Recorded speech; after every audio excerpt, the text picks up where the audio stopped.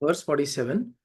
Bhruvau bhugne kinchit bhuvana bhaya bhanga vyasanini tvadiye netrabhyam madhukara ruchibhyam dhritagunam dhanurmanye savyetara grihitam ratipatehe prakoshthe mushtau cha sthagayati nigudhantaram ume bhruvau bhugne kinchit bhuvana bhanga vyasanini bhuvana bhaya bhanga vyasanini त्वदीये नेत्राभ्यां मधुकररुचिभ्यां धृतगुणं धनुर्मन्ये सव्येतरकरगृहीतं रतिपतेः प्रकोष्ठे मुष्टौ च स्थगयति निगूढान्तरम् उमे भ्रुवौ भुग्ने.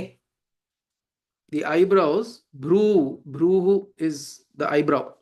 Bhruhu. You may have heard of this term in Bhagavad Gita also. Bhru madhye, in the middle of the eyes, middle of the eyebrows. This place, the Agnya Chakra, is known to be Bhru Madhya, middle of the eyebrows. So Bhruvau Bhugne, the eyebrows are curved. Kinchit, they are curved a little bit. Bhuvana Bhaya Bhanga Vyasanini. See, the way, of course, this verse is, you have to do an Anvaya for it to be formed in a phrase format. This is in a poetic way it is written. So we'll come to Bhuvana Bhaya Bhanga Vyasanini later. But he says, Tvadiye Netrabhyam, your netra, your two eyes, are like the, Bhuvana Bhanga Vyasanini Tvadiye Netrabhyam. The eyebrows of your eyes are committed. You are committed to destroy Bhuvana Bhaya Bhanga. Remove the fear of the world. Bhaya Saghara. Bhava Bhaya, which means the fear of this world. You are committed, Vyasanini. We'll come to that. But here he is also going on to say, Madhukara Ruchibhyam Dhrita Gunam. So Madhukara Ruchibhyam means Madhukara is something that is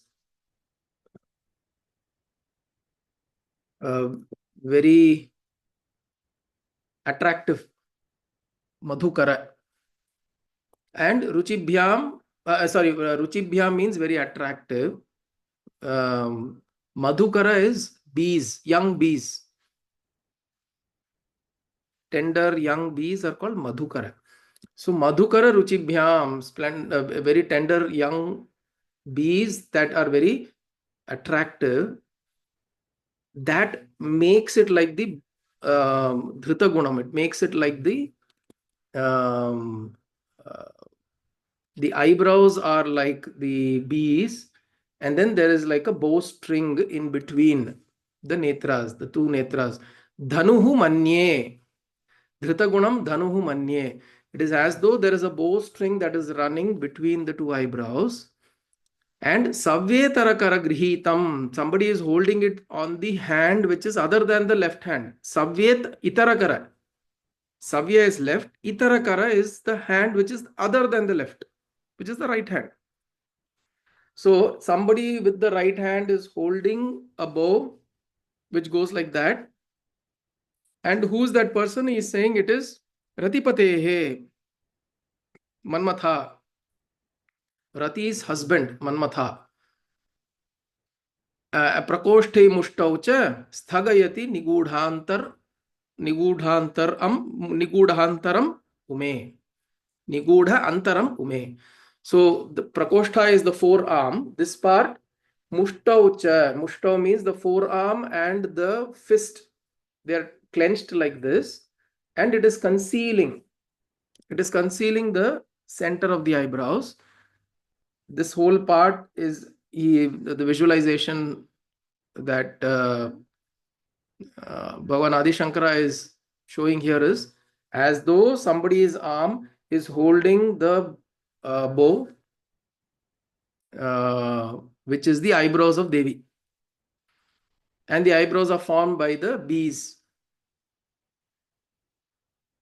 And here she is referred to as Uma, Ume. Hmm? So and what does this do? It is the forearm of Ratipati, who is Manmatha. So Manmatha's forearm is holding the bow of desire. See, Manmatha is the reference for desire.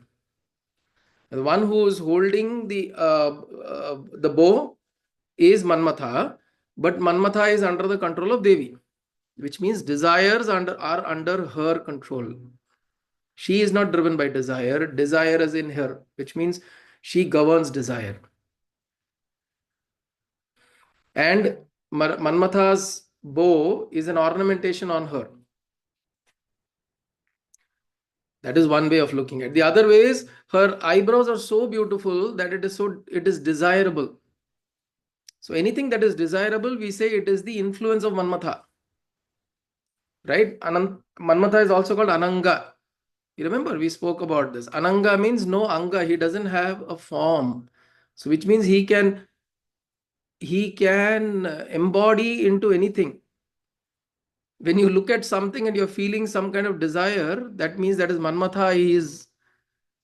He is kind of embodied that, and which is why we find it desirable. Or Manmatha is somehow triggering that within us, that desire within us, that you find it enchanting, you find it endearing, you find it attractive. So that Manmatha is, when we look at Devi's eyes, we feel this is also because the Manmatha is there in that form. So in Devi's eyebrows, Manmatha is also there in some form, so that it appears very attractive. And remember, Manmatha is also one of Devi Upasakas. So in the 12 Devi Upasakas that they say, Madhava, Manmatha, how does that go? Madhava, Vidhatru, Manmatha, Skanda, Nandi, Indra, Manuchandra. Mahesha, Madhava, Vidhatru, Mahesha, Madhava, Manmatha.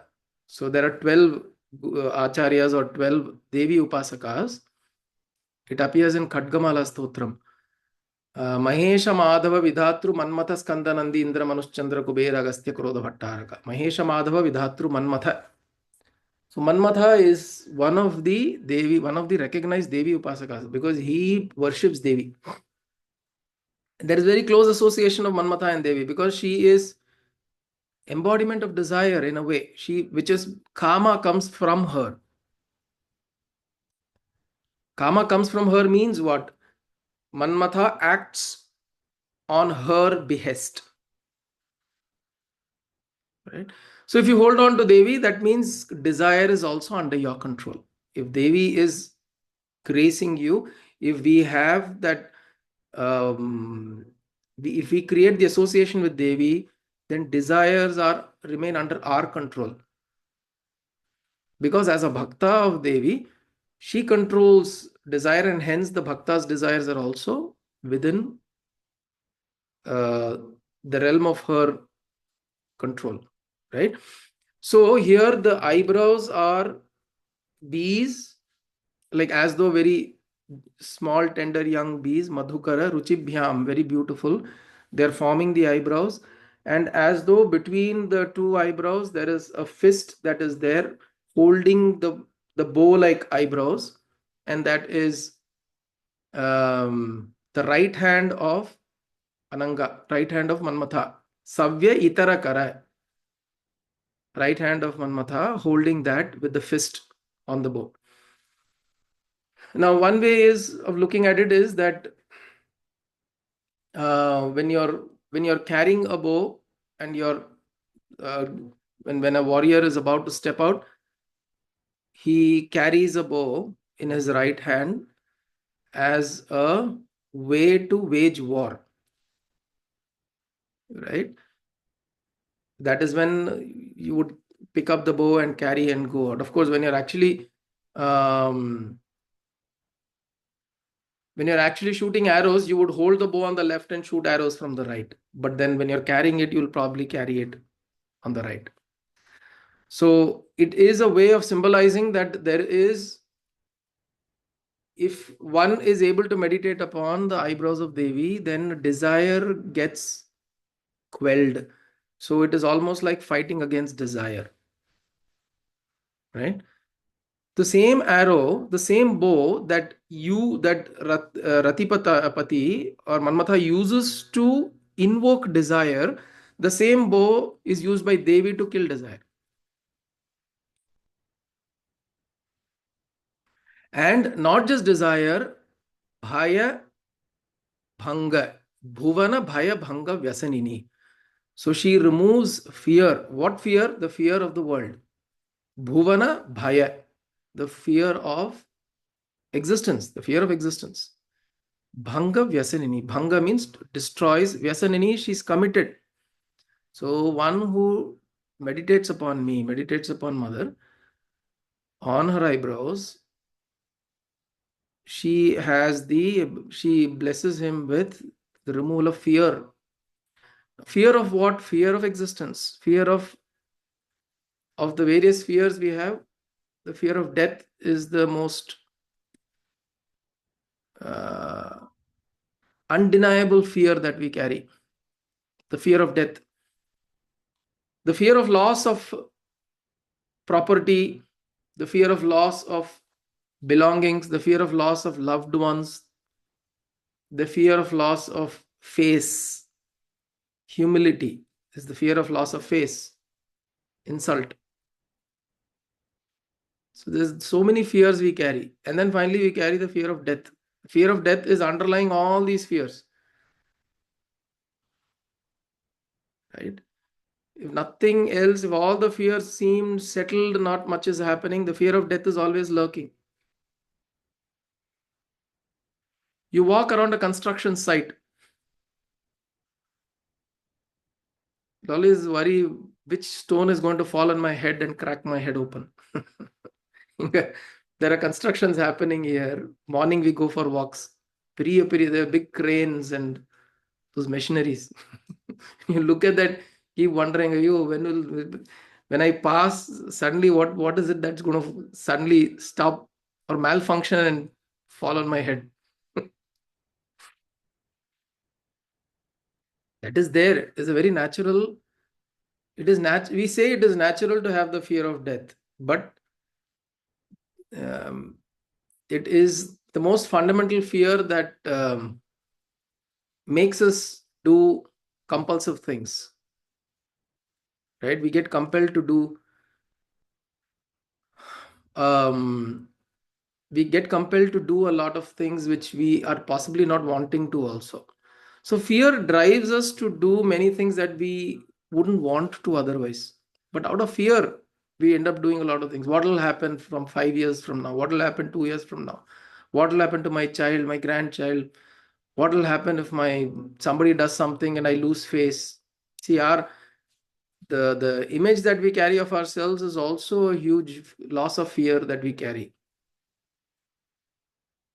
In Vairagya Shatakam, which we will do during the yatra, Bhartrahari has one whole verse on Bhaya.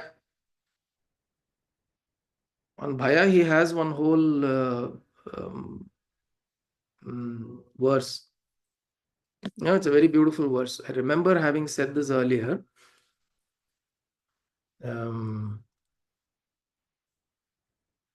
Let me just read that once.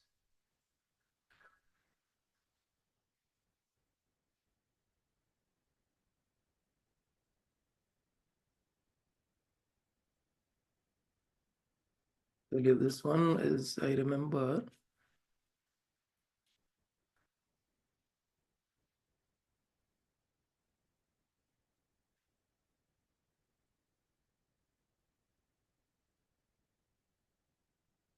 Bhoge roga bhayam, kule chuti bhayam, vitte नृपालात् भयं, माने दैन्य भयं, बले रिपु भयं, रूपे जराया भयं, शास्त्रे वादि भयं, गुणे खल भयं, काये कृतान्तात् भयं, सर्वान् वस्तु भयान्वितं भुवि नृणां वैराग्यम एव अभयम.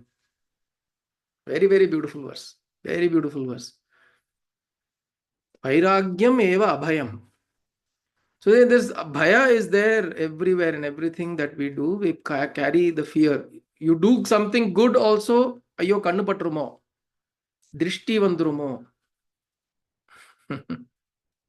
Even if you're doing good things, you want to do it silently. You want to do it with not too many people to know. At the same time, we also want people to know that I'm doing good things. So there is this fear that is constantly there, because if you don't know, people don't know what you're doing, then you don't have, you don't carry the image that you want yourself to be seen as. The loss of image. So fear is there in everything. We need to be very careful to observe how fear manifests in various things. Like other day we spoke about desire, how desire manifests in everything. Fear manifests in everything. Abhayam is one of the greatest things that a sannyasi or a vairagi or a yogi needs to develop. And it's not abhayam, not abhayam as something that he is fearless. Abhayam also that people, animals come to him, they don't fear him or her. Swami Vivekananda was meditating in a forest, and there is a story that he was sitting there and meditating, and suddenly there was a tiger that appeared. And he knew if he's going to go get up and run, it's going to chase him. He sat down, he meditated, he thought about his guru, he meditated. The tiger came around him, smelt, and then went off. Because it did not fear him. There is an aura that he created of fearlessness, abhaya.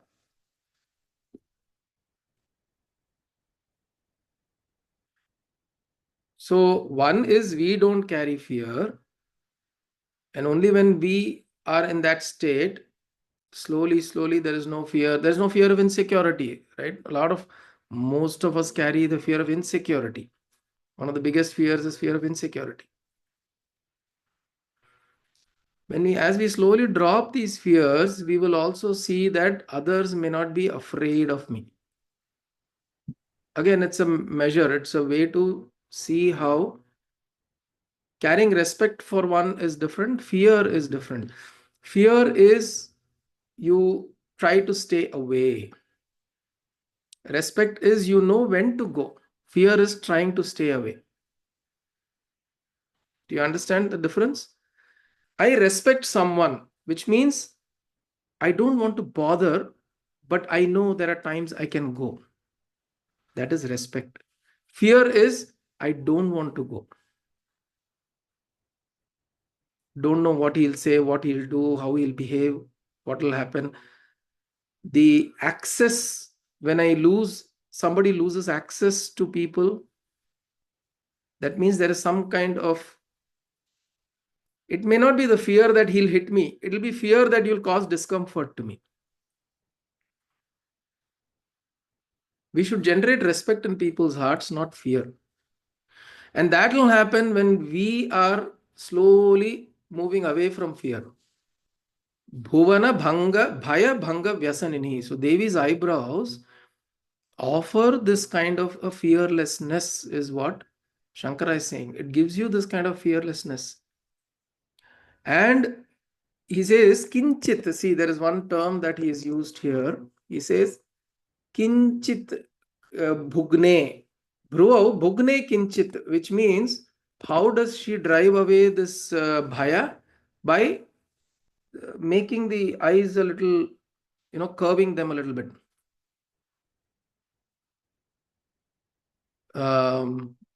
Bring the eyes, either you bring the eyes together or you curve something, whatever. She does something with the eyes. I don't know what kind of curve Bhagavan Adi Shankara is visualizing here. But Bhugne Kinchit, Bhruvau Bhugne Kinchit. by little bit of doing some movement of the eyebrows, she is able to drive away fear. Now, let us just spend a couple of minutes on understanding what is happening within us. Is we meditate upon Devi's eyebrows, all that is one thing, right? And I don't know how, honestly, it's hard to meditate upon eyebrows, right? And we can say it's beautiful poetry, and Adi Shankara is saying that it's all nice. But how do you meditate upon the eyebrows? The idea is you bring your attention here. You bring your attention to your bhrumadhya, to the eyebrows. You bring your attention to your own eyebrows. You bring the attention to your own, what we call as the Agnya Chakra here.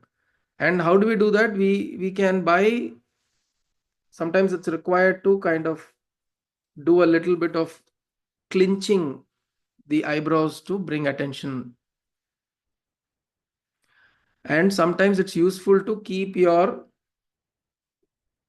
whatever, some finger or something here to bring attention to that place. So that sometimes it's good to give a massage to that place a little bit so that the attention comes here. It may be difficult for some people to bring attention to the eyebrows, to bring attention to the center of the eyebrows. So you kind of give a massage a little bit, sit like that, and then just massage. Use the thumb to massage a little bit, or use the ring finger to massage. And you bring your attention there. And then your attention stays there. And this is another way of saying that Manmatha is clinching the fist here, right? So when you're saying Manmatha is clinching the fist, it's like the hand is coming here and trying to bring attention to this space. And when your attention comes here and you stay there, then you will notice slowly as we practice this, Bhuvana Bhanga, Bhaya Bhanga Vyasanini. Bhuvana Bhaya Bhanga happens. Slowly fear drops off. If we are able to bring our attention to the third eye and sit in some state of I don't want to say samadhi, but some state of equilibrium, because this is the single eye. In the next verse, she'll talk about, Bhagavan Adi Shankara will talk about the third eye. But here, we're talking about the eyebrows and this place. When you bring your attention here, then bhaya goes away.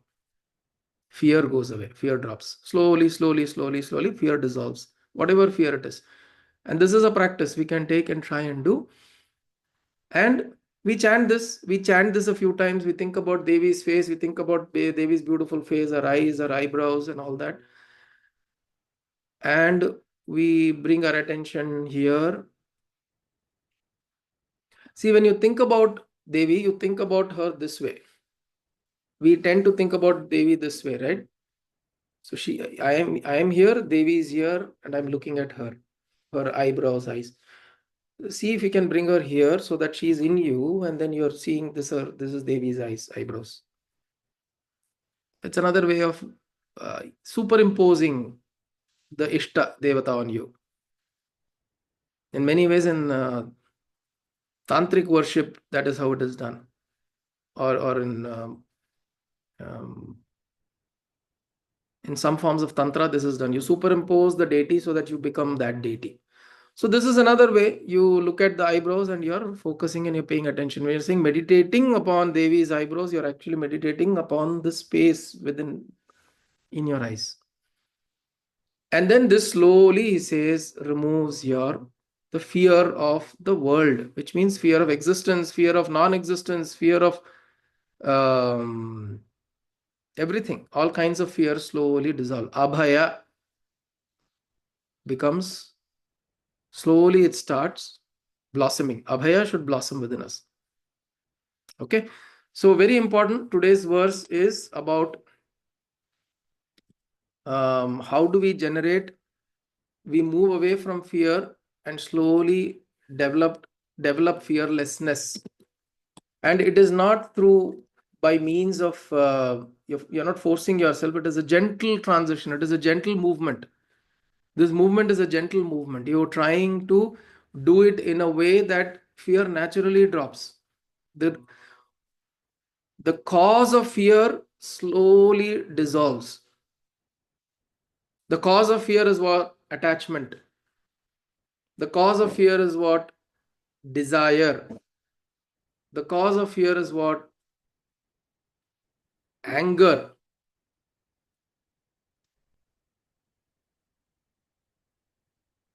So, all of these things, when we slowly try to look at ourselves and dissolve, fear dissolves. Fear dissolves slowly, slowly, slowly. So, then what this verse is saying will make sense.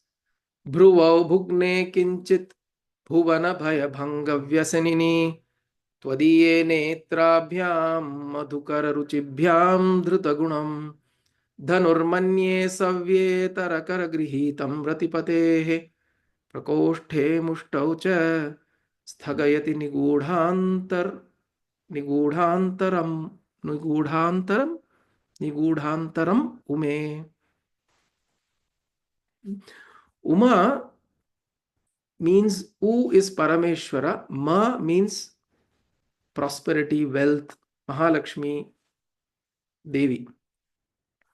So this is Shiva Shakti also coming together and calling her as Uma. Okay. So we'll pause with this verse today. I didn't want to begin the next one, 48th, because as I said, the 48th verse onwards for four, 5 verses, it is about the eyes of Devi.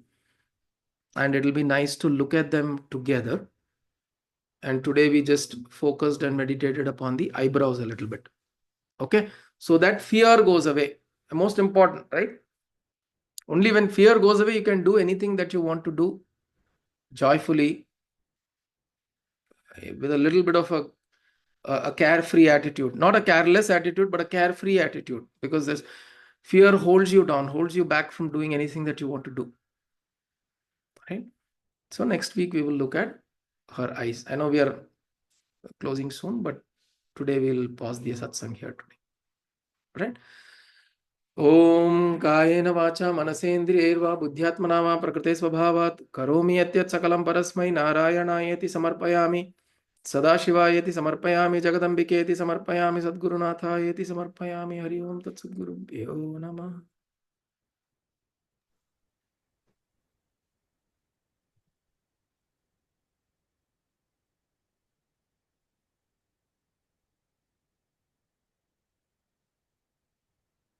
Hari Om.